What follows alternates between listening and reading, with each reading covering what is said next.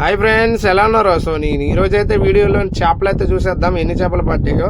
So మా వాళ్ళైతే చేపలు అయితే లెక్క అయితే పెడుతున్నారు. లెక్క ఎందుకంటే మనకు ఏ చేపల్లాగే ఈరోజు వేట ఎలాగైందో అంటే బోటి డిగ్స్లో ఎంత కాలిందని బట్టి మనం వేట అయితే అంచనా వేసుకోవాలి. అంచనా చేసుకుని అయితే సముద్రంలో వేట అయితే చేయాలి. నేను తండేళ్ళని కదా, ఖచ్చితంగా నేనైతే అలాగైతే అంచనా అయితే వేసుకుంటాను.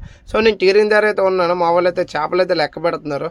అదే కాకుండా దానికి శుభ్రంగా వాటర్ అయితే సీ వాటర్ అని ఉప్పు వాటర్ దానికి పెట్టేసి శుభ్రంగా దాన్ని అయితే క్లీన్ చేస్తున్నారు. క్లీన్ చేయడం ఎందుకంటే రక్తం అనేది ఎక్కువ ఉంటుంది కదా చచ్చిపోయిన తర్వాత.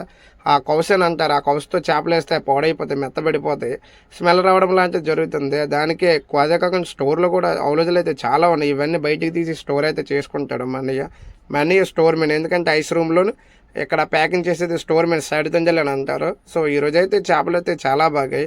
వీటిని ఎలాగ వేటాడుతామో, సముద్రంలో తోడైతే ఎంత పొడిగేస్తామో, ప్రతిదీ ఏ గేలం కడతామో ప్రతిదీ నేను చెప్తాను. నేను పట్టుకున్నాను కదా, ఒక్కోటి అయితే 6-7 కేజీలు అయితే ఉంటుంది.